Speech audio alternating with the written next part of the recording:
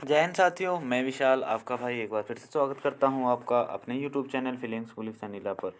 तो कैसे हैं आप सभी लोग? उम्मीद है बहुत बढ़िया होंगे, ज़बरदस्त जिंदाबाद होंगे और अपनी तैयारी को नित्य प्रतिदिन धार दे रहे होंगे। और उसी अपने तैयारी को जांचने के लिए और अपने क्वेश्चनों की प्रैक्टिस करने के लिए ये हमारा प्रैक्टिस सेट नंबर 9 आपके सामने लेकर मैं प्रस्तुत हूँ। तो कैसे रहने वाले हैं आज के प्रश्न, आप लोग जब सॉल्व करेंगे खुद ही पता चल जाएगा।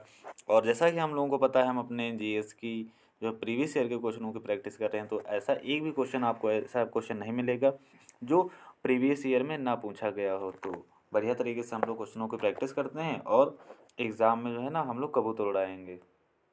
तो हमारा क्वेश्चन जो पहला है ना, कुछ इस प्रकार से चालू हो जाता है कि यहाँ पर है, किन्नौर में हर रंग घाटी के सैलखार और चांगो के साथ स्पीति घाटी के अंतिम दक्षिणी पूर्वी छोर को निम्न में से कौन सा दर्रा जोड़ता है?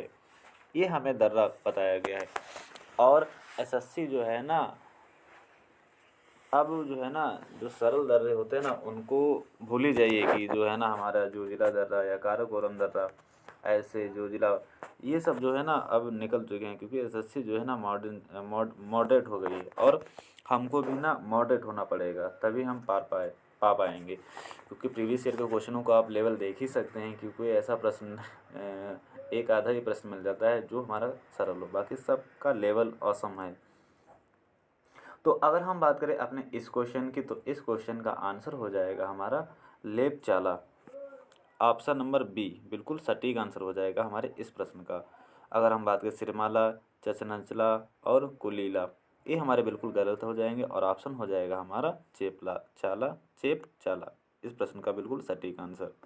तो बढ़ते हैं अपने नेक्स्ट प्रश्न की ओर। हमारा नेक्स्ट प्रश्न कुछ इस प्रकार से दिया गया है कि चावल की खेती के लिए जाबू प्रणाली भारत के किस राज्य में प्रचलित है?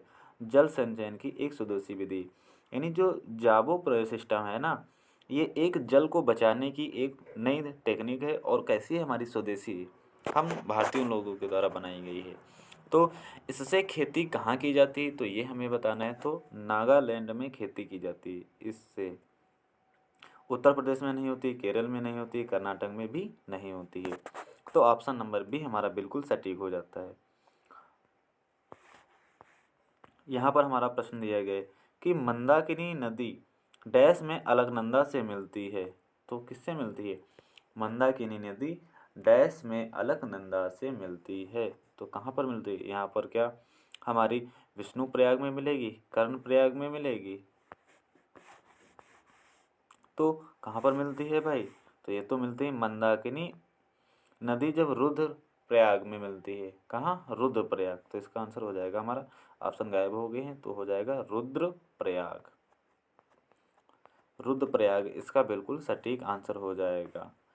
तो बढ़ते हैं अपने नेक्स्ट प्रश्न की ओर। कुछ इस प्रकार से दिया गया है, महावेली गंगा की सबसे लंबी नदी है।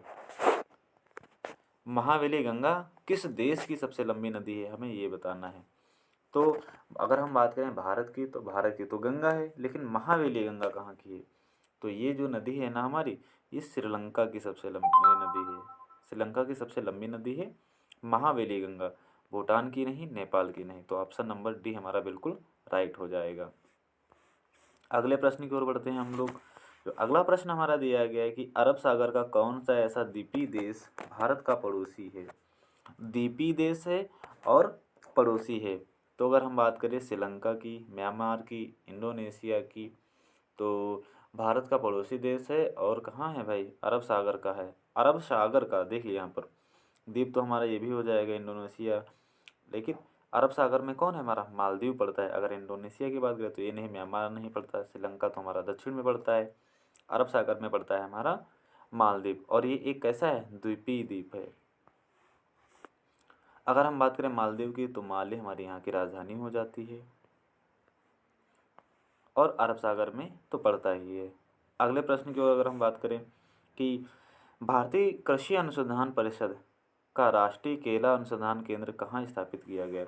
अगर हम लोग बात करें तो, क्योंकि हमारे भारत में जो फसल होती है ना, मिट्टी को, यही ICAR Indian council for agriculture and research यही हमारी रेगुलेट करती है। अगर हम बात करें इसके अकॉर्डिंग भारत में कुल 8 प्रकार की मिट्टियाँ बताई गई हैं, जिसमें सबसे ज़्यादा जलोढ़ मिट्टी, कौन सी मिट्टी? जलोढ़ मिट्टी हमारी पाई जाती है इसके अकॉर्डिंग। और कितने परसेंट? लगभग 43% भाग पर हमारी जलोढ़ मिट्टी पाई जाती है। अब बात करते हैं अपने इस केंद्र की ओर। इस क्वेश्चन की ओर दिया गया है कि राष्ट्रीय केला अनुसंधान केंद्र कहाँ स्थित है? तो भाई बताइए भाई। तो ये हमारा जो है ना तिरुचिरापल्ली तमिलनाडु में स्थित है। तो इस प्रकार से ऑप्शन नंबर ए हमारा बिल्कुल राइट हो जाएगा, बाकी सब हो जाएंगे हमारे गलत। बढ़ते हैं अपने नेक्स्ट क्वेश्चन की ओर। तो नेक्स्ट क्वेश्चन हमारा कुछ इस प्रकार से होना है। उमानंद असम में स्थित एक है, यानी उमानंद असम में स्थित है, क्या है भाई? घाटी है, नदी है, द्वीप है, झील है।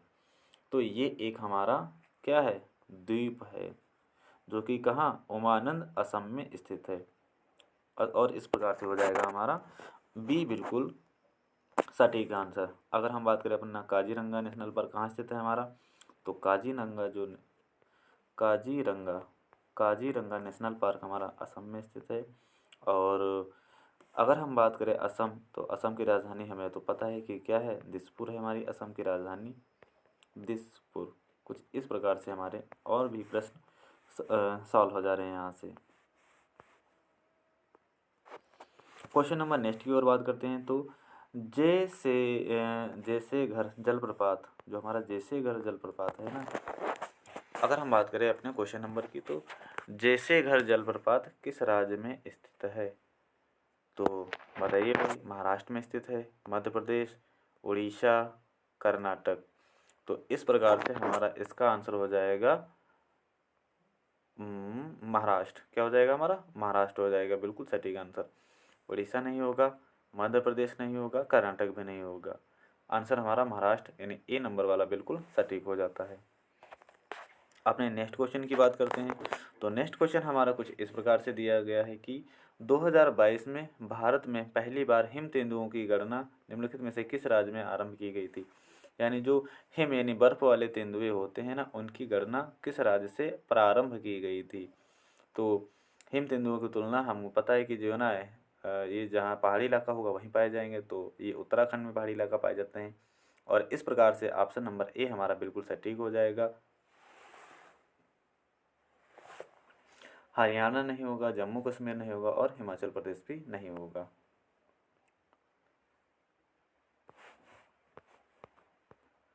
अगला क्वेश्चन दिया गया हमारा, और ये हमारा आज का अंतिम प्रश्न है। उस भूमि का वैज्ञानिक नाम क्या है जिस पर फसलें उगाई जाती हैं?